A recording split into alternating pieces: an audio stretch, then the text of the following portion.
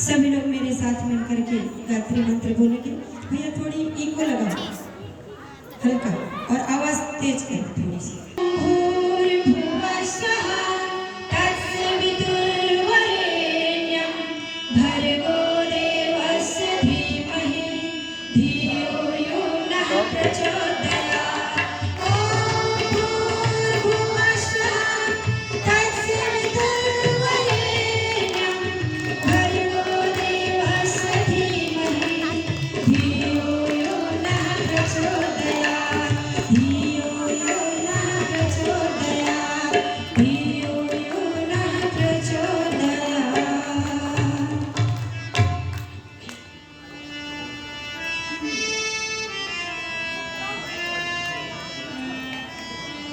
प्रभु मेरे जीवन का उद्धार कर दो, प्रभु मेरे जीवन का उद्धार कर दो, प्रभु मेरे जीवन का उद्धार कर दो, प्रभु मेरे जीवन का उद्धार कर दो। इस जुड़ी चमन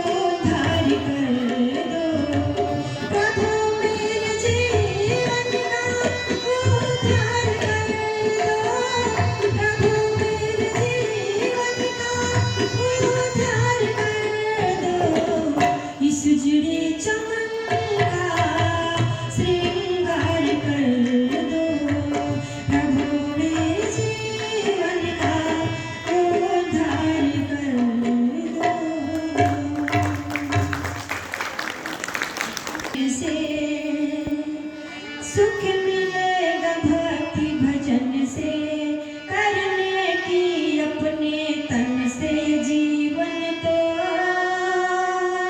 एक दिन जाना है, लौट कर यही आना है। ये जीवन तो एक दिन जाना है, जाना है, लौट कर यही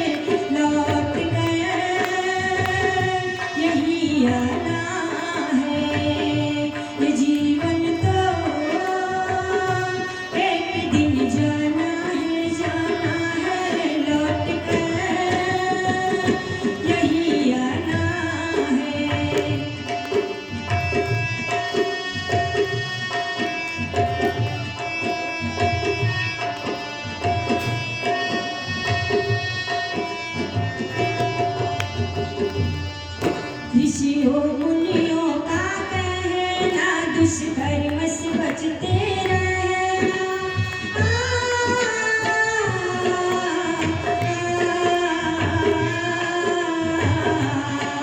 ऋषि हो मुनियों का कहना, दुष्कर्म से बचते रहना। जीवन में यदि दुख आए उन्हें हंस हंस के सह लेना। कर तेरी सच्ची भक्ति मिल दुख सहने की शक्ति। चलना तू संभल संभल के, तुझे मिल जाएगी मुक्ति। जीवन तो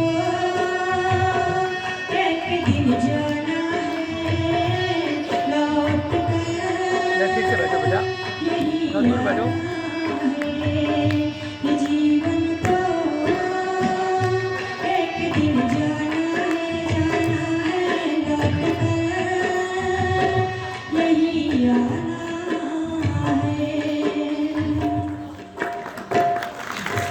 और अच्छे रास्ते पर मिलकर के चलो। और हम आपस में ही हमेशा लड़ते रहते हैं, कभी परिवार में, कभी समाज में, कभी देश में। ये हमारी भूल है। और आपको ध्यान होगा, अगर एक छोटी सी भूल हो जाए ना तो बहुत बड़ा भयंकर उसका परिणाम निकलता है। एक नाव में छोटी सी अगर छेद हो जाए तो पूरी नाव को बोलो डुबो देती है। किस प्रकार से हमें क्या करना चाहिए, मैं आपको एक कथानक के माध्यम से बताती हूँ।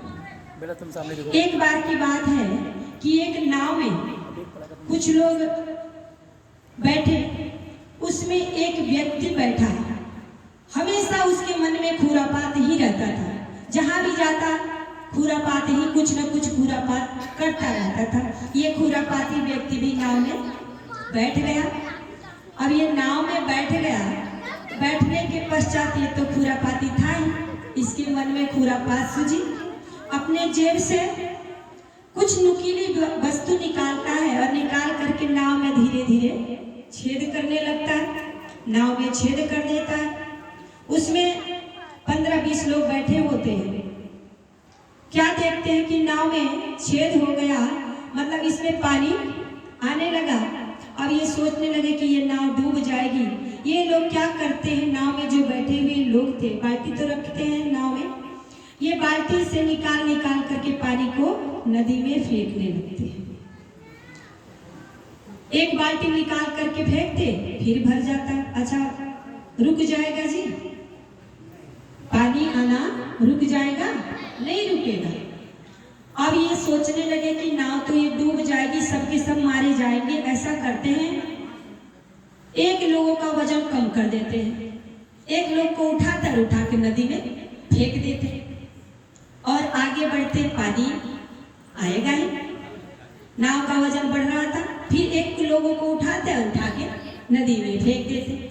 अच्छा, सारे के सारे लोग यदि नदी में कूद जाए, फिर भी क्या नाव डूबने से बच पाएगी जी? नहीं बचेगी ना। क्या करना चाहिए था? सबसे पहले ध्यान ये देना चाहिए था कि इस नाव में पानी कहाँ से आ रहा है और पता लगाकर उस नाव की छेद को बंद करना चाहिए था। और उन व्यक्तियों में से न फेंक करके नदी में उस व्यक्ति को ढूंढना चाहिए था जो नाव में छेद किया था, और उस व्यक्ति को पकड़ करके नदी में फेंक देना चाहिए था। हम क्या थे, क्या हो गए और क्या होंगे अभी। आओ विचारे बैठकर ये समस्याएं सभी। छोटी सी भूल बड़ा भयंकर घातक सिद्ध होता है। हम आपस में लड़ते हैं मजहब के नाम पे, जाति के नाम पे, तो ये भूल किसकी है जी? ये भूल हमारी है, किसी और की नहीं है। कहते हैं ना, मजहब नहीं सिखाता आपस में बैर रखना। अच्छा ऐसा है क्या जी? मैं कहती हूँ मजहब ही है सिखाता आपस में बैर रखना। मजहब सिखाता है आपस में बैर। आइए, हमारा समाज, हमारा देश काल के गर्त में जा रहा है, तो ये गलती हमारी है, किसी अन्य की नहीं है। अपने लोग अपनों से जब दुश्मनी करते हैं, इतिहास उठा करके देख लो, इतिहास साक्षी है। जब भी हमारे देश में गद्दार लोग, कोई दुश्मन, आतताई, आतंकवादी हमारे देश में जब भी यहाँ पर कोई भी अगर यहाँ पर लूट मार मचाई है, तो जो अपने लोग हैं जा करके शत्रुओं से मिलते हैं, तब जब हमारे देश में ये लोग घुसपैठ बना पाते हैं। सबसे पहले अपनों की सुधार करनी पड़ेगी। आइए, कवि ने बड़ा सुंदर गीत लिखा, ये भूल किसकी है जी? हमारी है। आइए,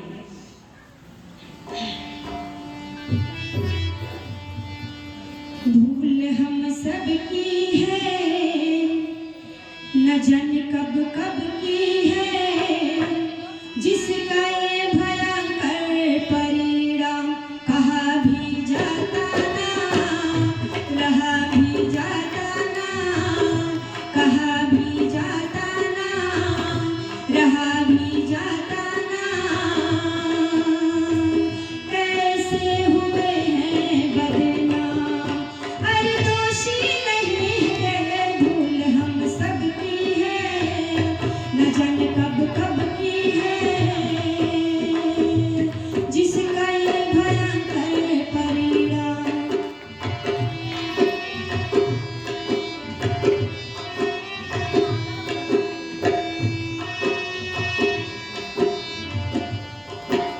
बेगानों को अपना और अपनों को बेगाना, बेगानों को अपना और अपनों को बेगाना, जात पात और ऊंच नीच में गुजरा सभी जमाना, गिर गए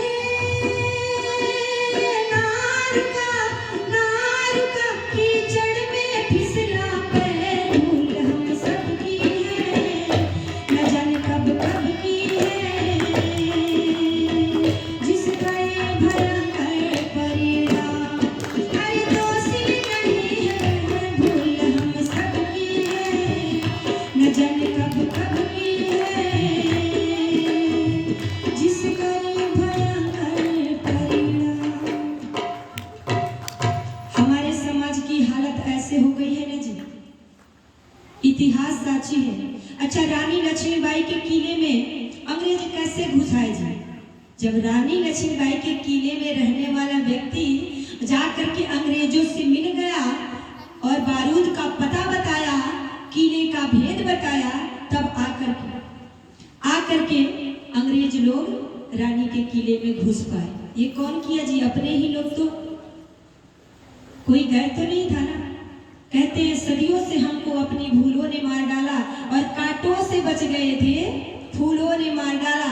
अपनों को गैर समझा, गैरों को अपनेपन की, और आंखों में झोंक दी जो धूलों ने मार डाला। सदियों से हमको अपनी भूलों ने मार डाला।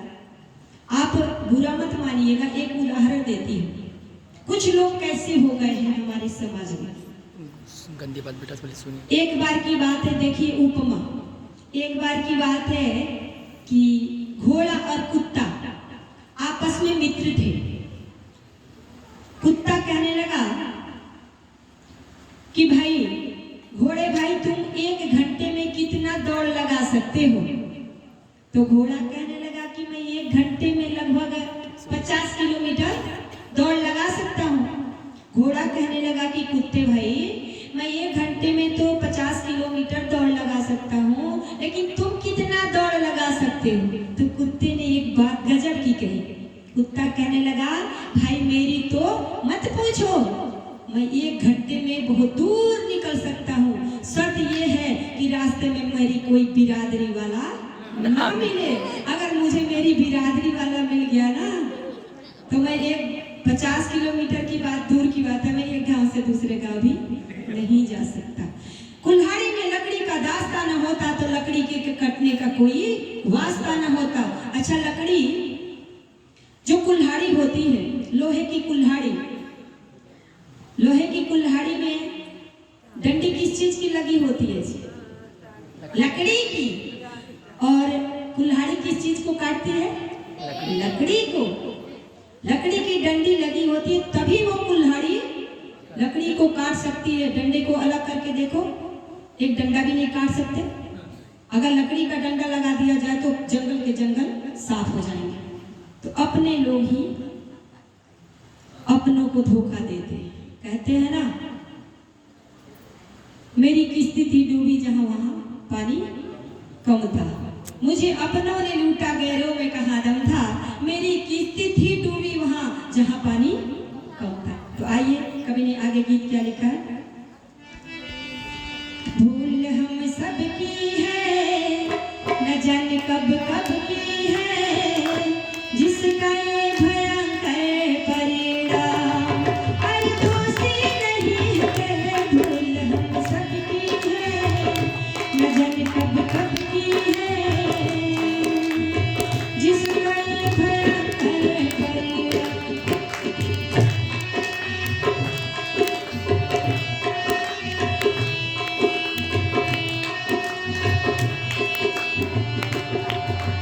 बौद्ध पारसी ना थे, ना मुस्लिम सिख ईसाई। बौद्ध पारसी ना थे, ना मुस्लिम सिख ईसाई। महाभारत से पहले हम सब थे भाई भाई। महाभारत से पहले हम सब थे भाई भाई। मिट गए कीचड़ में फिसला पैर। भूल हम सब की है, न जाने कब कब की है, जिसका ये भयंकर परिणाम। हमारे देश में अनेक बूचड़खाने खुले हुए हैं। योगी सरकार पर मोदी जी पाबंदी लगा रहे हैं, लेकिन जो ये बिचौलिए हैं ना, उनको करने नहीं देते। अगर कोई चाहता है कुछ करना तो ये करने नहीं देते। जैसे केकड़ा होता है ना, जो केकड़ा देखे हो ना, देखे वाली जो केकड़ा केकड़ा तालाब में बोला सब, तो केकड़ा अगर रखा जाए ढेर में या डलिया में, अगर एक निकल के बाहर जाए के प्रयास करे ना, तो दूसरा टांग पकड़ के खींच ली, और अगर दूसरा निकल के जाए के प्रयास करी तो तीसरा टांग पकड़ के खींच ली। ऐसे ही हो गया हम की हालत। मानवता के पता नहीं के कहते हैं, वतन की जो हालत बताने लगेंगे तो पत्थर भी आंसू बहाने लगेंगे। हम मनुष्य बने, सबसे पहले हम मनुष्य बने। मनुर हो, वेद कहता है मनुष्य बनो, मनुष्य बनो। आप लोग सोचेंगे कि हम मनुष्य नहीं है क्या? जब मनुष्यता होगी तभी मनुष्य है। हम ये नहीं कहते कि मुसलमान भाई मनुष्य नहीं बन सकता। मुसलमान भाई अपना गलत कार्य छोड़ करके सही दिशा में आ जाए, अपना गलत रास्ता छोड़ करके अच्छे रास्ते पर अपना जीवन को चलाना शुरू कर दे, वो मनुष्य है, वो आर्य है। कोई विदेश का व्यक्ति है, अपना रास्ता बदल करके आर्य बन जाए, वेदों को अपने जीवन में धारण कर ले, तो वो आर्य है, मनुष्य है। अगर ब्राह्मण होकर के भी यदि गलत कार्य करता है तो ब्राह्मण नहीं है, मनुष्य नहीं कह सकते उसको। इसीलिए मनुष्य बनो प्रिय सज्जनों। वतन की जो हालत बताने लगेंगे तो पत्थर भी आंसू बहाने लगेंगे। जगह जगह बूचड़खाने, जगह जगह शराब की दुकानें। हमारा देश कैसा था और कैसा हो गया। आइए, कवि ने बड़ा सुंदर गीत लिखा।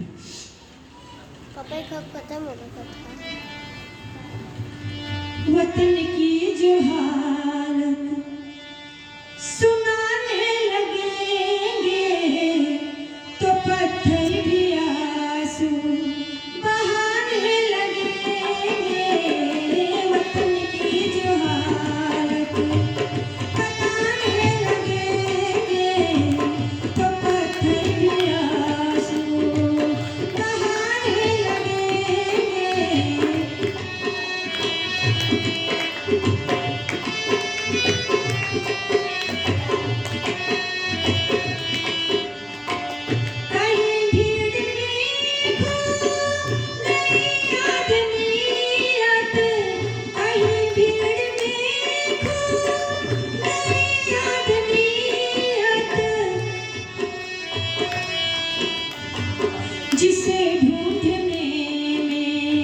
जिसे ढूंढने में जमाने लगेंगे, जिसे ढूंढने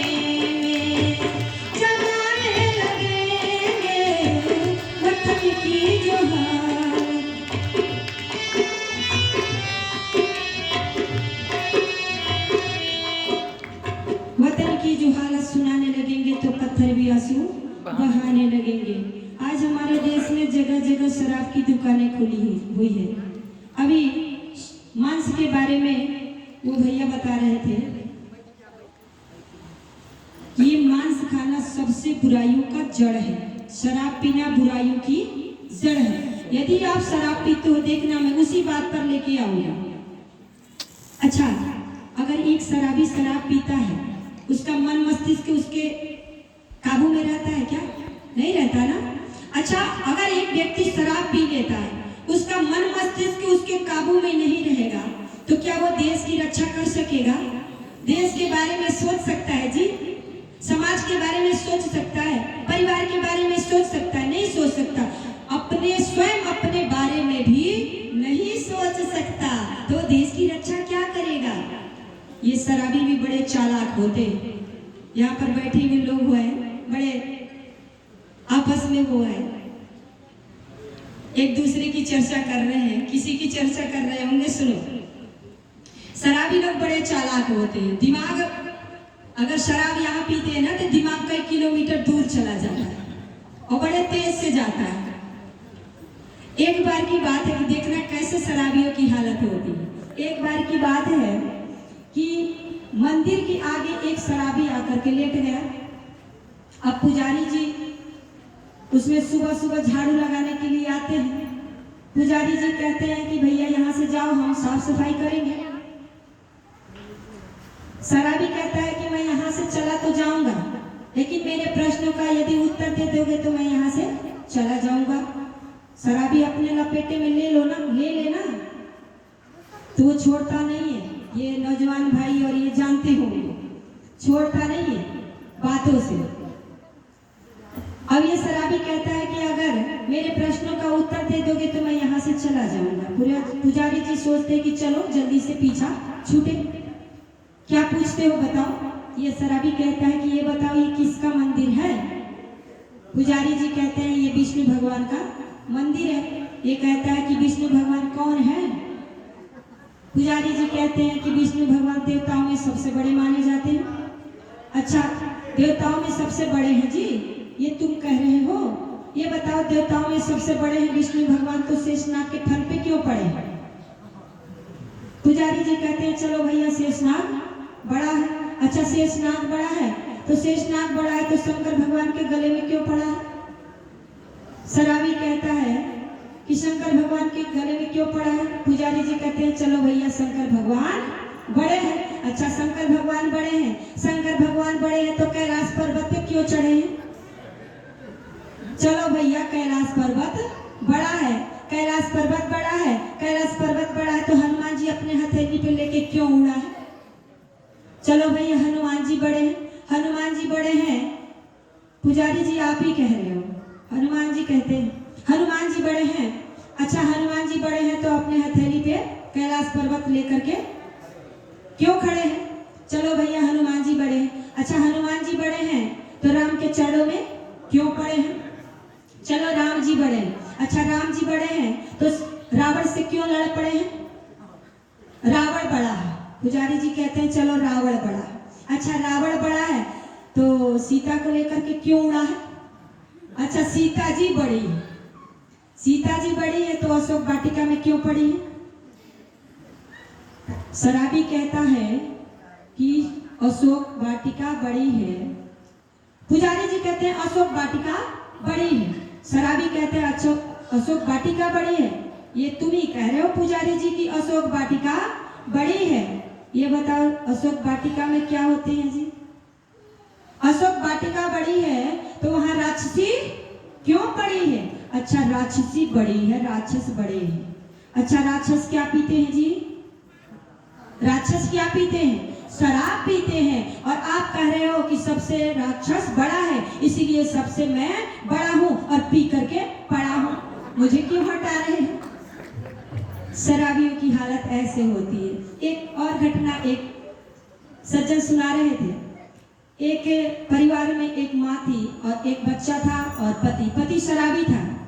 बच्चे को बुखार आ गया।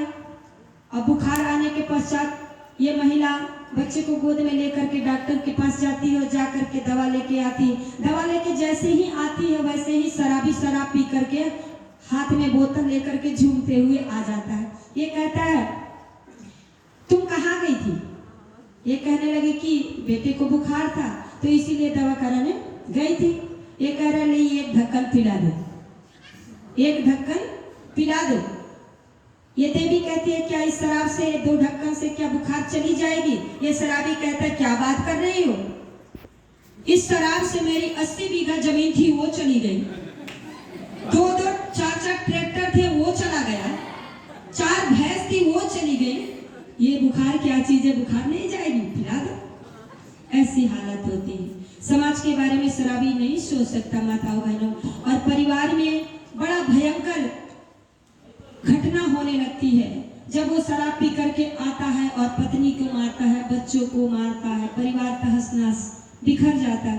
कैसी हालत होती है। कवि ने एक बड़ा सुंदर गीत लिखा, जरा गीत को सुनो। कैसे कैसे शराबी होते हैं।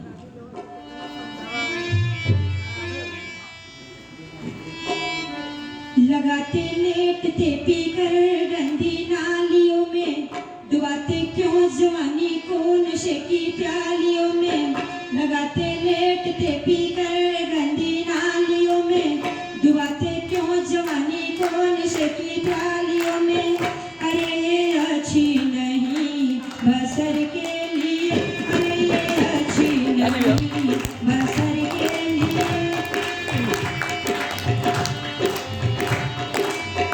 लगाते लेटते पीकर गंदी नालियों में, डुबाते क्यों जवानी को नशे की प्यालियों में। अरे अच्छी नहीं बसर के लिए, अरे अच्छी नहीं बसर के लिए।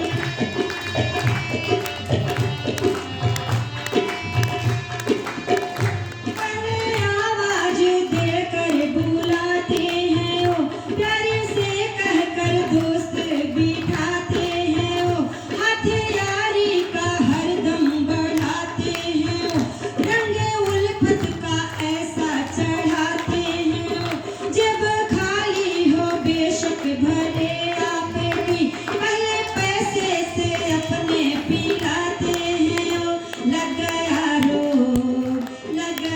रोग है उम्र भर के लिए, लग गया रोग है उम्र भर के लिए।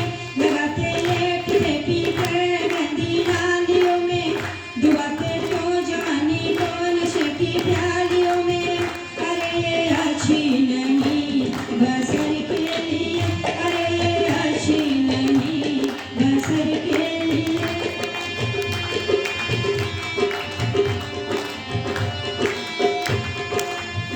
सारी दौलत इसी में चली जाए, सारी दौलत इसी में चली जाएगी। ऐसी जाएगी वापस नहीं आएगी, भीखी दर दर की तुझसे ये मंगवाएगी।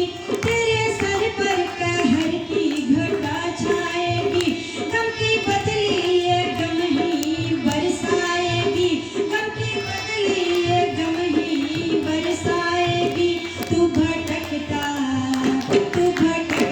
फिरे माल जर के लिए, तू भटकता फिरे माल जर के लिए।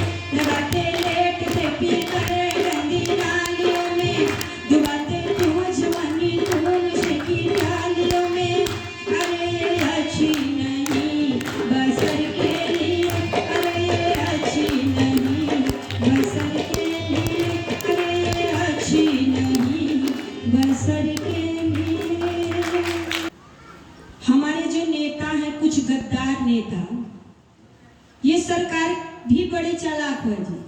सरकार भी जो नियम लगा देते हैं ना, ये बड़े चालाक है।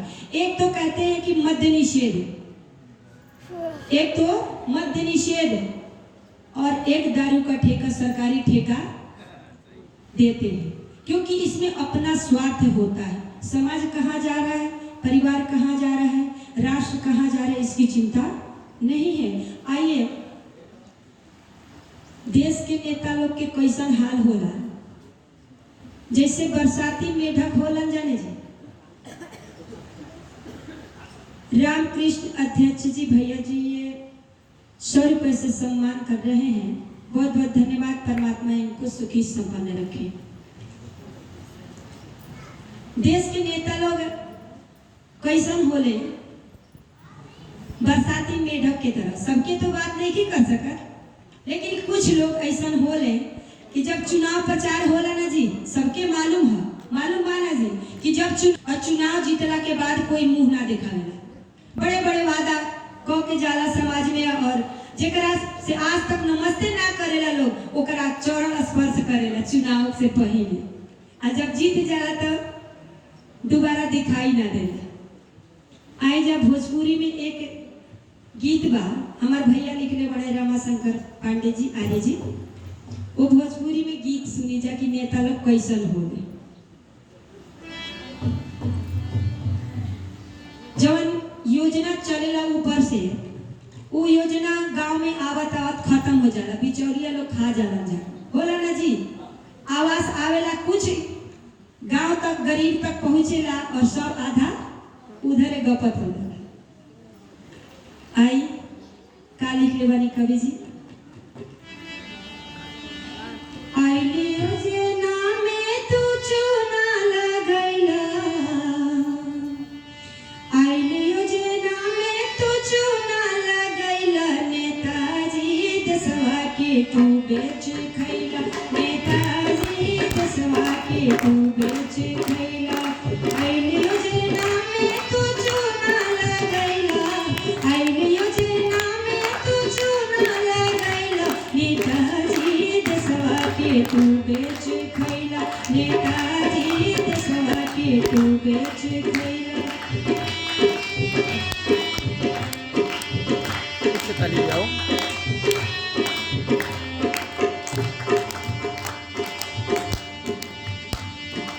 आवते चुनौआ तू घूमे लगला गाँव में, जनता जनार्दन के पड़े लगला पाँव में। आवते चुनौआ तू घूमे लगला गाँव में, जनता जनार्दन के पड़े लगला पाँव में। वादा इरादा के जोर जोर से गैला, वादा इरादा के जोर जोर से गैला, नेताजी देशवा के तू बेच खैला, नेताजी देशवा के तू बेच खैला।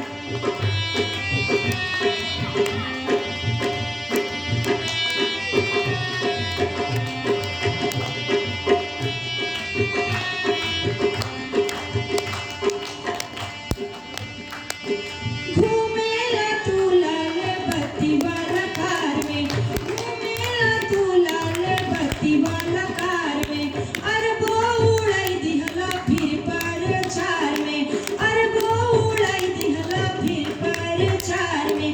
जनता जनार्दन के अंधा बनैला, जनता जनार्दन के अंधा बनैला, नेताजी देशवा के तू बेच खैला, नेताजी देशवा के तू बेच खैला। वादा इरादा के जोर जोर से गैला, वादा इरादा के जोर जोर से गैला, नेताजी देशवा के तू बेच खैला, नेताजी देशवा के तू बेच खैला।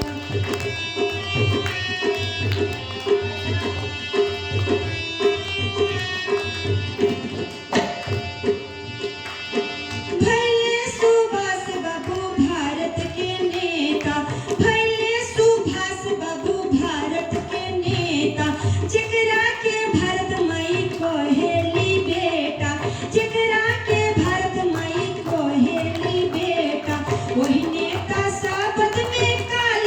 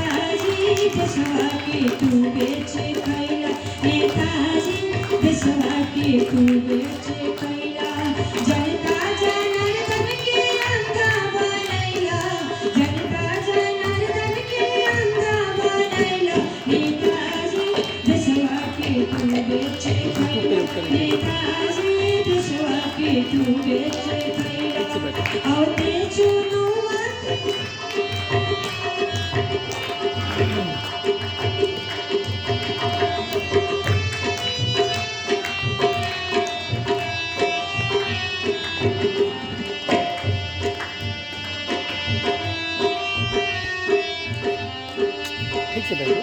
वही नेता शपथ में काल किया गया, नेताजी देशवा के तू बेचे खैला, नेताजी देशवा के तू बेचे खैला, आइल योजना में तू चूना लगैला, आइल योजना में तू चूना लगैला, नेताजी देशवा के तू बेचे खैला, नेताजी देशवा के तू बेचे खैला। नेता ओकरा के कहल जाला। नेता के अर्थ होला नैतिक सह नेता रह। इसका निशान पड़ेगा पूरा अपा। श्रद्धेय अनूप आर्य जी, आर्य समाज के मंत्री जी, 100 भूतपूर्व मंत्री जी 100 रुपये से सम्मान कर रहे हैं। बहुत बहुत धन्यवाद। परमात्मा उनको सुखी संपन्न रखे, दीर्घायु दे, सद्बुद्धि दे। नेता के अर्थ का होला? नेता मतलब होला जी आगे ले जाके जी आगे ले चलेला, अच्छा रास्ता पे जी ले जाला, ओकरे के नेता कहल जाला। नैतिक सह नेता रह, जो अच्छे रास्ते पर ले जाने का कार्य करता है वही नेता है। हमारे देश के बहुत ही वीर नेता हुए हैं जो देश के लिए सब कुछ न्यौछावर कर दिए हैं, अपने देश पर मर मिटे हैं। कुछ ऐसे नेता भी हमारे देश के नौजवान सिद्धनाथ जी ये कुछ राशि दे रहे हैं, बहुत बहुत धन्यवाद। परमात्मा उनको सुखी संपन्न रखे। जो हमारे देश के नौजवान हैं, सुनना, जो देश के नौजवान हैं, युवा हैं, उनको सही दिशा की जरूरत है।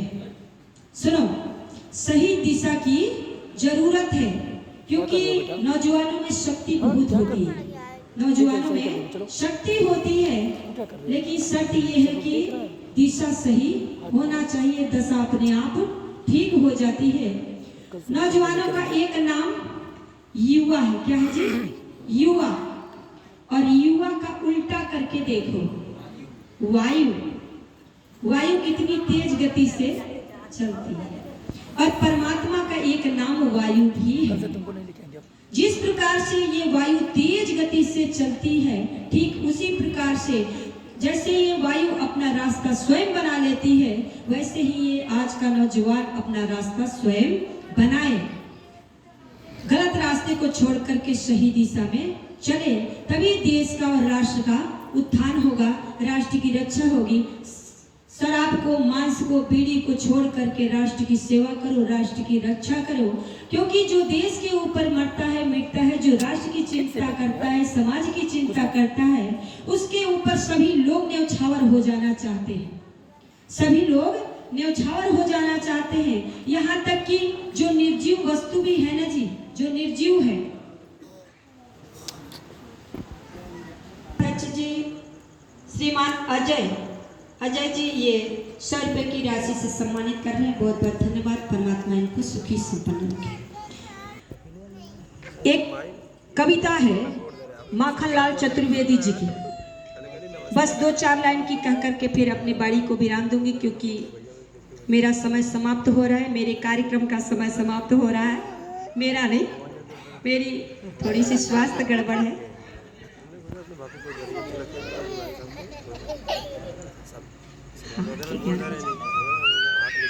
माखनलाल जी चतुर्वेदी जी कविता लिखते हैं। एक पुष्प कहता है, और क्या कहता है? पुष्प कहता है कवि से, चाह नहीं मैं सुरबाला के गहनों में गूथा जाऊं। सबको याद होगा।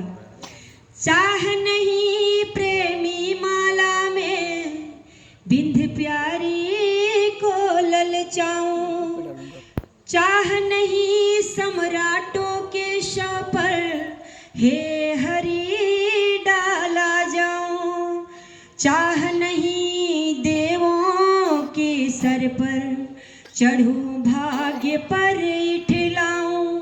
तो कभी उस पुष्प से, फूल से, सुमन से क्या कहता है कि आखिर तुम्हारी चाह क्या है, आखिर तुम चाहते क्या हो। तो पुष्प कहता है, फूल कहता है, मुझे तोड़ लेना बनमाली, उस पथ पर तुम देना फेंक। मुझे तोड़ लेना बनमाली, उस पथ पर तुम देना फेंक। मातृभूमि पर शीश चढ़ाने जिस पथ जावे वीर अनेक, जिस पथ जावे वीर अनेक। ये पुष्प भी चाहता है कि जो देश के ऊपर मरता है, मिटता है, उसकी चरणों की धूल बनना चाहता है। इसीलिए देश की रक्षा करो, ये आपके ऊपर है। देश की दशा जो है उसको ठीक करने का जिम्मेदारी आपके ऊपर है। कि वो करेगा देखा देखी में, कि वो करेगा तब हम अपना कदम बढ़ाएंगे। अपना रास्ता बनाओ, पीछे चलने वाले हजारों मिल जाएंगे।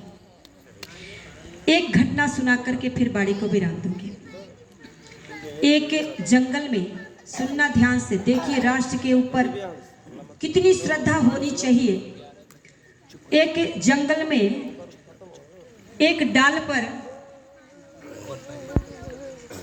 माननीय प्रधान जी, पूज्य पिताजी के द्वारा ये 500 रुपये से सम्मान मिल रहा है। बहुत बहुत धन्यवाद। परमात्मा इनको सुखी संपन्न रखें और दीर्घायु हो ये, और हर वर्ष ये कार्यक्रम कराते रहें और नौजवानों को आगे लाते रहें और देश और समाज को सुधारने का प्रयत्न करते रहें। एक जंगल में एक छोटी सी चिड़िया एक डाल पर बैठी है। सुनो, बात नहीं। एक छोटी सी चिड़िया डाल पर बैठी है, क्या देखती है कि जंगल में आग लग जाती है। ये छोटी सी चिड़िया उड़ करके जाती है और जा करके तालाब पास में होता है, तालाब से अपने छोटे से चोंच में 2 बूंद पानी भर के लाती है और ला करके जलती हुई अग्नि पर छोड़ देती है। ये फिर उड़ करके जाती है और जाके फिर अपने छोटे से चोंच में पानी भरती है और ला करके जलती हुई अग्नि पर छोड़ देती है। एक डाल पर कौवा बैठ करके देख रहा है और सोचता है ये कितनी मूर्ख चिड़िया है, क्या इसको पता नहीं है कि इसके चोंच में सिर्फ 2 बूंद पानी आएगा, जल आएगा, क्या ये भव्य जलती हुई अग्नि क्या बुझ सकती है? इससे पूछना चाहिए ये क्या सोच रही है। ये कौवा जाता है और जा करके चिड़िया से पूछता है कि भे बहन, ये बताओ तुम कितनी मूर्ख लगती हो, क्या तुम्हें पता नहीं है कि ये 2 बूंद जल से क्या ये जलती हुई भव्य अग्नि को क्या बुझाई जा सकती है? ये चिड़िया कहती है कि भैया ये मैं जानती हूँ, मैं छोटी सी हूँ, मैं जानती हूँ कि मेरे 2 बूंद ये जल से जलती हुई अग्नि नहीं बुझ सकती, लेकिन ये मैं जानती हूँ कि ये जलती हुई अग्नि को बुझाने के लिए कभी न कभी मनुष्य आएगा और कभी न कभी ये जलती हुई अग्नि बुझ जाएगी और फिर जलती हुई अग्नि बुझ जाने के पश्चात एक इतिहास लिखा जाएगा और उस इतिहास में मेरा नाम भी लिखा जाएगा और मेरा नाम आग लगाने वालों में नहीं, मेरा नाम आग बुझाने वालों में लिखी जाएगी। चिड़िया की बुद्धि कितनी अच्छी है, हम उस चिड़िया से सीख लें, देश की सेवा करें, राष्ट्र की सेवा करें। आइए ऋषि को धन्यवाद देते हैं बस 2 शब्द में, क्योंकि ऋषि को धन्यवाद देना जरूरी है। हम आज उन्हीं के कारण आपके सामने आज आकर के मंच पर बोल रहे हैं। ये महर्षि देव दयानंद महाराज की ही कृपा है। आइए उनके चरणों में एक गीत।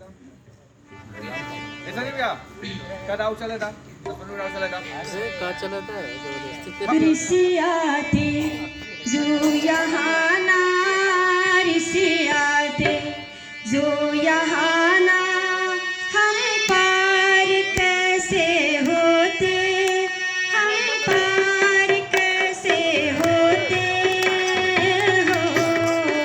पढ़ने को वेद सबको, पढ़ने को वेद सबको, अधिकार कैसे होते, अधिकार कैसे होते हो। ऋषि आते जो यहाँ ना।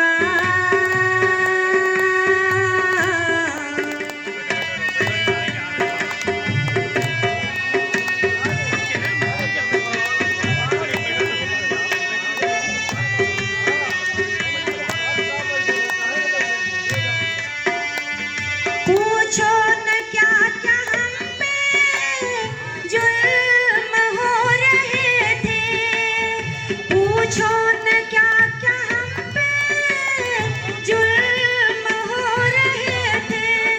हाँ जुल्म हो रहे थे, लड़ने को जुल्म से हम, लड़ने को जुल्म से हम तैयार कैसे होते, तैयार कैसे होते हो।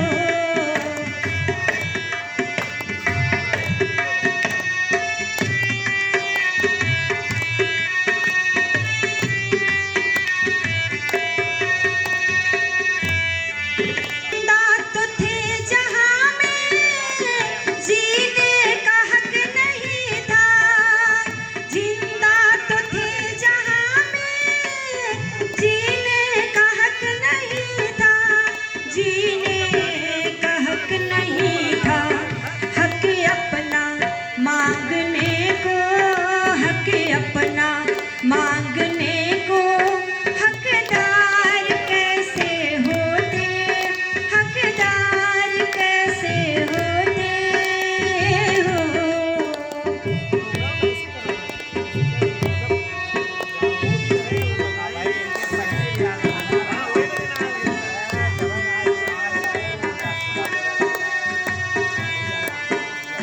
पहने हुए थे पग में परतंत्रता की बेड़ी, पहने हुए थे पग में परतंत्रता की बेड़ी, परतंत्रता की बेड़ी। सपने स्वतंत्रता के, सपने स्वतंत्रता के साकार कैसे होते, साकार कैसे होते हो।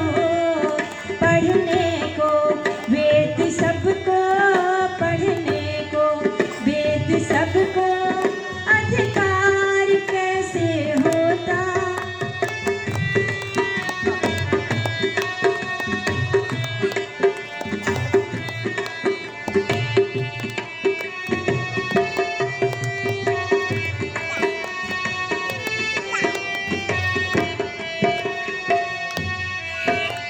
राम जो ऋषि की होती न में जवानी, मथुरा में जो ऋषि की होती न में जवानी, होती न में जवानी। करमठ उस देवता के, करमठ उस देवता के दीदार कैसे होते, दीदार कैसे होते हो। पढ़ने को वेद सबको, पढ़ने को वेद सबको अधिकार कैसे होते, अधिकार कैसे होते हो। ऋषि आते जो यहाँ ना, ऋषि आते जो यहाँ ना, हम पार कैसे होते, हम पार कैसे होते, हम पार कैसे होते हो। एक माता जी ये आई हुई है, ये 100 रुपये से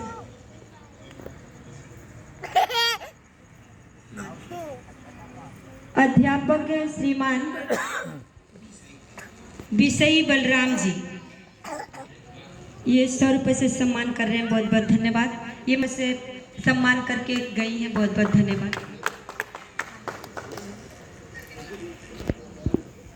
माता जी की बेटी का सुपुत्र का नाम चंद्रभूषण है, ये अपने पति के पवित्र कम ये पुरस्कार दे रही हैं, बहुत बहुत धन्यवाद।